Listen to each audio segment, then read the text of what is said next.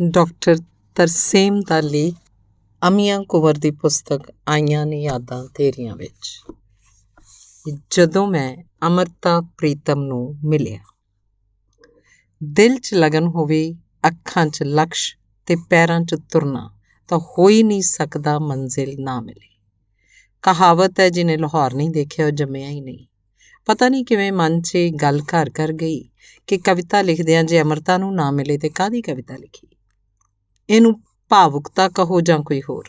ਮੈਂ ਕਈ ਵਾਰ ਅੰਮ੍ਰਿਤਾ ਜੀ ਨੂੰ ਮਿਲਣ ਦੀ ਕੋਸ਼ਿਸ਼ ਕੀਤੀ, ਪਰ ਹਰ ਵਾਰ ਨਿਰਾਸ਼ਾ ਹੀ ਪੱਲੇ ਪਈ। ਕਈ ਯਾਰਾਂ ਮਿੱਤਰਾਂ ਨੇ ਵੀ ਕਿਹਾ ਕਿਉਂ ਜਜ਼ਬਾਤੀ ਹੋਇਆ, ਅੱਜ ਕੱਲ੍ਹ ਉਹ ਕਿਸੇ ਨੂੰ ਨਹੀਂ ਮਿਲਦੀ।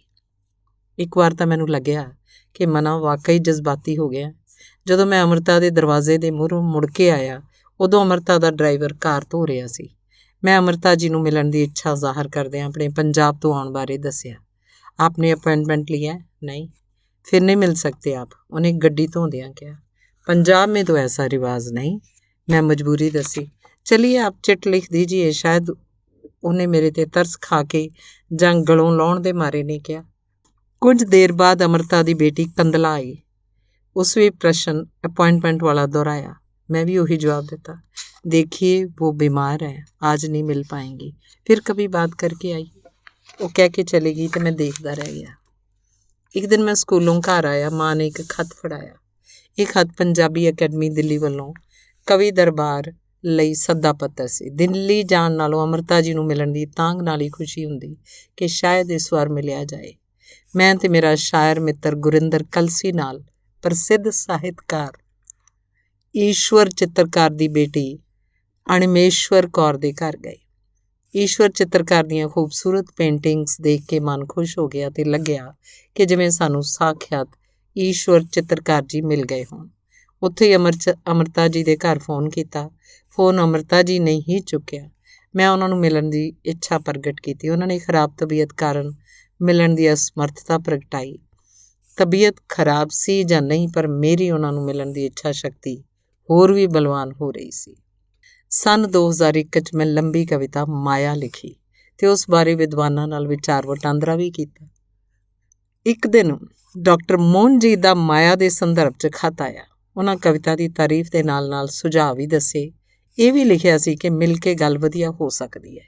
ਅੰਨਾ ਕੀ ਭਾਲੇ ਦੋ ਅੱਖਾਂ ਦੀ ਕਹਾਵਤ ਅਨੁਸਾਰ ਮੈਂ ਤਾਂ ਅਗਲੇ ਦਿਨ ਦਿੱਲੀ ਪਹੁੰਚ ਗਿਆ।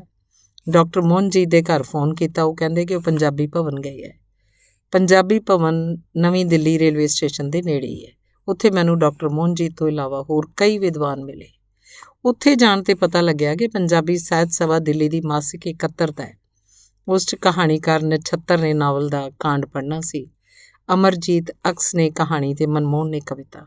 ਉਸੇ ਦਿਨ ਹੀ ਪਰਵੇਜ਼ ਮੁਸ਼ੱਰਫ ਪਾਕਿਸਤਾਨ ਦਾ ਰਾਸ਼ਟਰਪਤੀ ਆਇਆ ਹੋਇਆ ਸੀ ਤੇ ਮਨਮੋਹਨ ਉਸ ਨਾਲ ਵਿਅਸਤ ਸੀ ਤੇ ਸਭਾ ਵਾਲਿਆਂ ਨੇ ਮਨਮੋਹਨ ਦੀ ਥਾਵੇਂ ਮੈਨੂੰ ਮਹਿਮਾਨ ਸ਼ਾਇਰ ਵਜੋਂ ਇੱਜ਼ਤ ਬਖਸ਼ੀ। ਸ਼ਾਮ ਹੀ ਨਹੀਂ, ਰਾਤ ਹੀ ਕਹਿ ਸਕਦੇ ਹਾਂ, ਕਿਉਂਕਿ 9:30 ਵੱਜ ਚੁੱਕੇ ਸੀ। ਰਾਤ ਨੂੰ ਆਟੋ ਰਿਕਸ਼ਾ ਵਾਲਿਆਂ ਦੀ ਚਾਂਦੀ ਹੁੰਦੀ ਹੈ। ਬੱਸਾਂ ਉਡੀਕਦੇ ਰਹੇ ਪਰ ਗੱਲ ਨਾ ਬਣੀ ਤੇ ਡਾਕਟਰ ਮੋਹਨਜੀਤ ਤੇ ਮੈਂ ਆਟੋ ਰਿਕਸ਼ਾ ਰਾਹੀਂ ਘਰ ਆ ਗਏ। ਡਾਕਟਰ ਮੋਹਨਜੀਤ ਦੇ ਘਰ ਵੜਦਿਆਂ ਹੀ ਸਾਹਮਣੇ ਕੰਧ 'ਤੇ ਅੰਮ੍ਰਿਤਾ ਜੀ ਦਾ ਪੋਰਟਰੇਟ ਲੱਗਿਆ ਹੈ। ਪੋਰਟਰੇਟ ਵਿਚਲੀ ਮੁਸਕਰਾਹਟ ਵੇਖਣ ਵਾਲੀ ਹੈ। ਫੋਟੋ ਵੇਖ ਕੇ ਗੱਲਾਂ 'ਚ ਡਾਕਟਰ ਮੋਹਨਜੀਤ ਨਾਲ ਅੰਮ੍ਰਿਤਾ ਜੀ ਨੂੰ ਮਿਲਣ ਲਈ ਕਈ ਸਾਲਾਂ ਦੀ ਕੋਸ਼ਿਸ਼ ਬਾਰੇ ਦੱਸਿਆ ਤਾਂ ਹੈਰਾਨ ਹੋਏ। ਕਿਹਾ, ਇਹ ਠੀਕ ਹੈ ਕਿ ਅੱਜ ਕੱਲ੍ਹ ਉਹ ਕਿਸੇ ਨੂੰ ਨਹੀਂ ਮਿਲਦੇ, ਉਹਨਾਂ ਦੀ ਤਬੀਅਤ ਜੋ ਠੀਕ ਨਹੀਂ ਰਹਿੰਦੀ। ਫਿਰ ਅਸੀਂ ਕਾਫੀ ਦੇਰ ਤੱਕ ਅੰਮ੍ਰਿਤਾ ਜੀ ਬਾਰੇ ਗੱਲਾਂ ਕਰਦੇ ਕਦ ਸੌਂ ਗਏ ਪਤਾ ਹੀ ਨਾ ਲੱਗਿਆ। ਸੁਬਾਹ ਨਹਾਉਣ ਧੋਣ ਤੋਂ ਬਾਅਦ ਅਸੀਂ ਮਾਇਆ ਬਾਰੇ ਵਿਚਾਰ ਵਟਾਂਦਰਾ ਕੀਤਾ। ਉਹਨਾਂ ਮੈਨੂੰ ਹਿੰਦੀ ਦੀਆਂ ਕਿਤਾਬਾਂ ਜੋ ਇਤਿਹਾਸ ਮਿਥਿਹਾਸ ਨਾਲ ਸੰਬੰਧਿਤ ਹੋਣ ਪੜ੍ਹਨ ਦੀ ਸਲਾਹ ਦਿੱਤੀ ਤੇ ਵੱਖ-ਵੱਖ ਲੇਖਕਾਂ ਦੀਆਂ ਖੂਬਸੂਰਤ ਕਵਿਤਾਵਾਂ 'ਚੋਂ ਗੱਲਾਂ ਕੋਟ ਕਰਕੇ ਸੁਣਾਉਂਦੇ ਰਹੇ। ਅੰਮ੍ਰਿਤਾ ਜੀ ਦਾ ਫੋਨ ਆਇਆ ਸੀ ਜਦ ਤੁਸੀਂ ਸੈਰ ਕਰਨ ਗਏ ਹੋਏ ਸੀ, ਗੱਲ ਕਰ ਲੈਣਾ, ਡਾਕਟਰ ਸਾਹਿਬ ਦੀ ਪਤਨੀ ਸ਼੍ਰੀਮਤੀ ਕੁਲਦੀਪ ਨੇ ਕਿਹਾ। ਡਾਕਟਰ ਸਾਹਿਬ ਨੇ ਤੁਰੰਤ ਅੰਮ੍ਰਿਤਾ ਜੀ ਨੂੰ ਫੋਨ ਕੀਤਾ ਤੇ ਕਾਫੀ ਦੇਰ ਤੱਕ ਗੱਲਾਂ ਕਰਦੇ ਰਹੇ। ਮੈਨੂੰ ਤਾਂ ਆਖਰੀ ਗੱਲ ਦੀ ਸਮਝ ਪਈ ਜਦੋਂ ਉਹਨਾਂ ਕਿਹਾ, ਠੀਕ ਹੈ ਜੀ, ਅਸੀਂ ਲੰਚ ਤੋਂ ਬਾਅਦ ਘਰ ਆ ਜਾਵਾਂਗੇ। ਅਸੀਂ ਤਿੰਨੇ, ਡਾਕਟਰ ਮੋਹਨਜੀਤ, ਉਹਨਾਂ ਦੀ ਪਤਨੀ ਤੇ ਮੈਂ, ਆਟੋ ਰਾਹੀਂ ਕਰੀਬ 3 ਵਜੇ ਉਹਨਾਂ ਦੇ ਘਰ K25 ਹੌਜ਼ ਖਾਸ ਪਹੁੰਚ ਗਏ। ਬੈਲ ਕਰਨ 'ਤੇ ਇਮਰੋਜ਼ ਜੀ ਇਕੱਲੇ ਆਏ। ਉਹਨਾਂ ਨੇ ਸਾਨੂੰ ਆਦਰ ਨਾਲ ਅੰਦਰ ਬੁਲਾਇਆ। ਅੰਮ੍ਰਿਤਾ ਜੀ ਆਪਣੇ ਕਮਰੇ 'ਚ ਨਹੀਂ ਸਨ। ਅਸੀਂ ਕੁਝ ਲੰਮੇ ਇਮਰੋਜ਼ ਦੀਆਂ ਪੇਂਟਿੰਗਾਂ ਨਾਲ ਗੁਜ਼ਾਰੇ। ਸਾਰੇ ਘਰ 'ਚ ਇਮਰੋਜ਼ ਦੀ ਚਿੱਤਰਕਾਰੀ 'ਚੋਂ ਅੰਮ੍ਰਿਤਾ ਦੇ ਝਲਕਾਰੇ ਦਿਸੇ। ਅੰਮ੍ਰਿਤਾ ਸਾਰੇ ਘਰ 'ਚ ਖੁਸ਼ਬੂ ਵਾਂਗ ਫੈਲੀ ਹੋਈ ਸੀ। ਇੰਨੇ 'ਚ ਕੁਝ ਸੰਗੀਤਕ ਘੰਟੀਆਂ ਦੇ ਖੜਕਣ ਦੀ ਆਵਾਜ਼ ਹੋਈ। ਅਸੀਂ ਚਿੱਤਰਕਾਰੀ 'ਚੋਂ ਨਿਕਲ ਕੇ ਆਵਾਜ਼ ਵੱਲ ਮੁੜੇ। ਦੇਖਿਆ ਅੰਮ੍ਰਿਤਾ ਜੀ ਹੌਲੀ-ਹੌਲੀ ਸਾਡੇ ਵੱਲ ਤੁਰੇ ਆ ਰਹੇ ਹਨ। ਇਹ ਸੰਗੀਤਕ ਘੰਟੀਆਂ ਉਹਨਾਂ ਦੇ ਬੂਹੇ 'ਤੇ ਕਿਸੇ ਬੰਦ ਨਵਾਰ ਵਾਂਗ ਲਟਕਦੀਆਂ ਨੇ। ਅੰਮ੍ਰਿਤਾ ਨੂੰ ਵੇਖ ਕੇ ਮੈਂ ਗਦ-ਗਦ ਹੋ ਉੱਠਿਆ ਤੇ ਮਨ ਦਾ ਬੁੱਲਾ ਖੁਸ਼ੀ 'ਚ ਨੱਚਣ ਲੱਗਿਆ। ਮੈਂ ਸੋਚ ਰਿਹਾ ਸੀ ਉਹੀ ਅੰਮ੍ਰਿਤਾ ਹੈ ਜਿਹਨੇ ਸੰਸਾਰ ਪ੍ਰਸਿੱਧ ਕਵਿਤਾ ਲਿਖੀ ਅੱਜ ਆਖਾਂ ਵਾਰਿਸ ਸ਼ਾਹ ਨੂੰ ਕਿਤੇ ਕਬਰਾਂ ਵਿੱਚੋਂ ਬੋਲ, ਤੇ ਇਸ ਕਵਿਤਾ ਨੇ ਅੰਮ੍ਰਿਤਾ ਨੂੰ ਅਮਰ ਕਰ ਦਿੱਤਾ। ਅਸੀਂ ਜੁੱਤੀਆਂ ਉਤਾਰ ਕੇ ਕਮਰੇ ਅੰਦਰ ਦਾਖਲ ਹੋਏ। ਕਮਰਾ ਅੰਮ੍ਰਿਤਾ ਦੇ ਆਉਣ ਨਾਲ ਭਰਿਆ ਭਰਿਆ ਜਾਪਦਾ ਸੀ।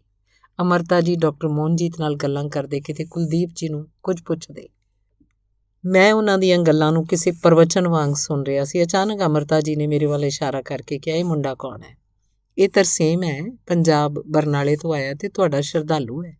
ਡਾਕਟਰ ਮੋਹਨਜੀਤ ਮੇਰੇ ਵੱਲ ਮੂੰਹ ਕਰਕੇ ਅੰਮ੍ਰਿਤਾ ਜੀ ਨੂੰ ਦੱਸ ਰਹੇ ਸਨ। ਕੀ ਲਿਖਦੇ ਹੋ? ਅੰਮ੍ਰਿਤਾ ਜੀ ਨੇ ਬੜੇ ਤਿਉ ਨਾਲ ਪੁੱਛਿਆ। ਕਵਿਤਾ। ਮੈਂ ਅੰਮ੍ਰਿਤਾ ਜੀ ਨੂੰ ਬੜੇ ਮਾਣ ਨਾਲ ਦੱਸਿਆ। ਕੱਲ੍ਹ ਸ਼ਾਮੀ ਇਹਨੇ ਭਰੂਣ ਹੱਤਿਆ ਬਾਰੇ ਬੜੀ ਸੋਹਣੀ ਕਵਿਤਾ ਪੜ੍ਹੀ, ਬਹੁਤ ਦਾਦ ਮਿਲੀ। ਡਾਕਟਰ ਮੋਹਨਜੀਤ ਅੰਮ੍ਰਿਤਾ ਨੂੰ ਦੱਸਣ ਲੱਗੇ। ਅੱਛਾ, ਉਹ ਸੋਹਣੀ ਕਵਿਤਾ ਮੈਨੂੰ ਨਹੀਂ ਸੁਣਾਓਗੇ? ਅੰਮ੍ਰਿਤਾ ਨੇ ਮੇਰੇ ਵੱਲ ਵੇਖ ਕੇ ਕਿਹਾ। ਇੰਜ ਤੱਕ ਕਦੇ ਨਹੀਂ ਕਿ ਤੁਰਨਾ ਚਾਹਾਂ, ਪੈਰ ਸਾਥ ਨਾ ਦੇਣ, ਬੋਲਣਾ ਚਾਹਾਂ, ਆਵਾਜ਼ ਰੁੱਸ ਜਾਏ। ਉਹ ਸ਼ੀਸ਼ੇ ਨਾਲ ਗੱਲਾਂ ਕਰ ਰਹੀ ਸੀ। ਜੇ ਕੁੜੀ ਨੇ ਮਾਂ ਬਣਨਾ ਹੈ, ਟਰੈਸਾ ਵੀ ਹੋ ਸਕਦੀ ਹੈ, ਅੰਮ੍ਰਿਤਾ ਵੀ ਹੋ ਸਕਦੀ ਹੈ ਤੇ ਲਤਾ ਵੀ। ਬੇਗਮ ਅਖਤਰ ਨੇ ਵੀ ਲਿਆ ਹੋਏਗਾ ਕਦੇ ਸੁਪਨਾ, ਮਾਂ ਦੀ ਕੁੱਖ 'ਚ 7 ਸੁਰਾਂ ਦਾ। ਕਵਿਤਾ ਬਹੁਤ ਵਧੀਆ ਹੈ। ਕੁਝ ਸੋਚ ਕੇ ਮੈਂ ਨਾਗਮਣੀ 'ਚ ਛਾਪਣਾ ਚਾਹੁੰਦੀ ਹਾਂ, ਪਰ ਇਸ 'ਚ ਮੇਰਾ ਨਾਂ ਆਉਂਦਾ ਤੇ ਅੰਮ੍ਰਿਤਾ ਨੇ ਉਹ ਕਵਿਤਾ ਫੜ ਲਈ। ਤੁਸੀਂ ਕਿਹੜਾ ਇਹਨੂੰ ਕਹਿ ਕੇ ਆਪਣਾ ਨਾਂ ਲਿਖਵਾਇਆ? ਡਾਕਟਰ ਮੋਹਨਜੀਤ ਨੇ ਕਿਹਾ। ਚਲੋ ਵੇਖਦੇ ਹਾਂ। ਬੈੱਡ ਦੇ ਨਾਲ ਪਏ ਛੋਟੇ ਜਿਹੇ ਮੇਜ਼ ਦੇ ਦਰਾਜ਼ ਵਿੱਚ ਕਵਿਤਾ ਰੱਖਦਿਆਂ ਕਿਹਾ। ਇਮਰੋਜ਼ ਅੰਮ੍ਰਿਤਾ ਦੀ ਸੇਵਾ 'ਚ ਕੋਈ ਕਮੀ ਨਹੀਂ ਸਨ ਛੱਡ ਰਹੇ। ਅੰਮ੍ਰਿਤਾ ਦੇ ਹਰ ਦੁੱਖ ਸੁੱਖ ਦਾ ਸਭ ਤੋਂ ਪਹਿਲਾਂ ਇਮਰੋਜ਼ ਨੂੰ ਆਭਾਸ ਹੁੰਦਾ। ਉਹ ਅੰਮ੍ਰਿਤਾ ਦੀ ਹਰ ਨਿੱਕੀ ਵੱਡੀ ਇੱਛਾ ਦਾ ਖਿਆਲ ਰੱਖਦੇ ਹਨ। ਇੱਥੇ ਇਮਰੋਜ਼ ਬਾਰੇ ਪ੍ਰਬੁੱਧ ਕਹਾਣੀਕਾਰਾ ਅਜੀਤ ਕੌਰ ਦਾ ਕਥਨ ਯਾਦ ਆ ਰਿਹਾ ਹੈ। ਉਹ ਕਹਿੰਦੀ ਹੈ, ਇਮਰੋਜ਼ ਵਰਗਾ ਸਮਰਪਿਤ ਵਿਅਕਤੀ ਮੈਂ ਅਜੇ ਤੱਕ ਨਹੀਂ ਦੇਖਿਆ ਇਸ ਦੁਨੀਆ 'ਚ। ਅੰਮ੍ਰਿਤਾ ਦੇ ਲਈ ਜਿੰਨੀ ਤਪੱਸਿਆ ਇਮਰੋਜ਼ ਨੇ ਕੀਤੀ ਹੈ, ਸ਼ਾਇਦ ਹੀ ਕੋਈ ਪੁਰਸ਼ ਕਰ ਸਕਦਾ ਹੋਵੇ। ਇਮਰੋਜ਼ ਸੰਤ ਦੀ ਤਰ੍ਹਾਂ ਹਜ਼ਾਰਾਂ ਲੋਕਾਂ ਦੇ ਵਿਚਕਾਰ ਅੰਮ੍ਰਿਤਾ ਦੀ ਭਾਸ਼ਾ ਸਮਝ ਲੈਂਦਾ ਹੈ। ਹਾਲੇ ਮੈਂ ਇਮਰੋਜ਼ ਬਾਰੇ ਸੋਚ ਹੀ ਰਿਹਾ ਸੀ ਕਿ ਇਮਰੋਜ਼ ਚਾਹ ਤੇ ਅੰਮ੍ਰਿਤਾ ਦਾ ਪਸੰਦੀਦਾ ਢੋਕਲਾ ਲੈ ਆਏ ਤੇ ਬੋਲੇ, ਲੈ ਮਾਝਾ ਚਾਹ ਪੀਓ। ਅਸੀਂ ਸਾਰੇ ਗੱਲਾਂ ਵੀ ਕਰਦੇ ਰਹੇ ਤੇ ਚਾਹ ਪੀਂਦੇ ਰਹੇ।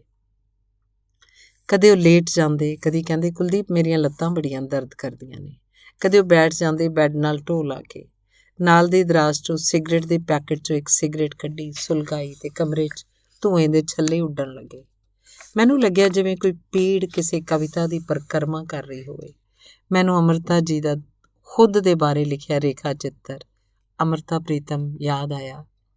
ਇੱਕ ਦਰਦ ਸੀ ਜੋ ਸਿਗਰਟ ਦੀ ਤਰ੍ਹਾਂ ਮੈਂ ਚੁੱਪਚਾਪ ਪੀਤਾ ਹੈ। ਸਿਰਫ ਕੁਝ ਨਜ਼ਮਾਂ ਹਨ ਜੋ ਸਿਗਰਟ ਦੇ ਨਾਲੋਂ ਮੈਂ ਰਾਖ ਵਾਂਗਣ ਝਾੜੀਆਂ। ਅੰਮ੍ਰਿਤਾ ਜੀ ਕਦੇ ਸਾਹਿਤ ਬਾਰੇ, ਕਦੇ ਅਧਿਆਤਮ ਬਾਰੇ, ਕਦੇ ਓਸ਼ੋ ਬਾਰੇ ਨਿੱਠ ਕੇ ਗੱਲਾਂ ਕਰਦੇ ਰਹੇ। ਉਹਨਾਂ ਦਿਨਾਂ 'ਚ ਉਹਨਾਂ ਦੀ ਪੁਸਤਕ ਓਸ਼ੋ ਰੰਗ ਮਜੀਠੜਾ ਛਪ ਕੇ ਆਈ ਸੀ। ਪੁਸਤਕ ਰਾਹੀਂ ਓਸ਼ੋ ਬਾਰੇ ਗੱਲਾਂ ਕਰਦੇ ਰਹੇ। ਉਹਨਾਂ ਯੂਨਾਨ ਦੀਆਂ ਮਿੱਥਾਂ ਬਾਰੇ, ਅਮਰੀਕਾ ਦੀਆਂ ਨੀਤੀਆਂ ਬਾਰੇ ਵੀ ਗੱਲਾਂ ਕੀਤੀਆਂ। ਮੈਂ ਸਭ ਗੱਲਾਂ ਬੜੇ ਧਿਆਨ ਨਾਲ ਸੁਣ ਰਿਹਾ ਸੀ ਕਿ ਕਿੰਨਾ ਕੁਝ ਸਮਾਇਆ ਇਸ ਛੋਟੀ ਜਿਹੀ ਦੇਹ ਅੰਦਰ।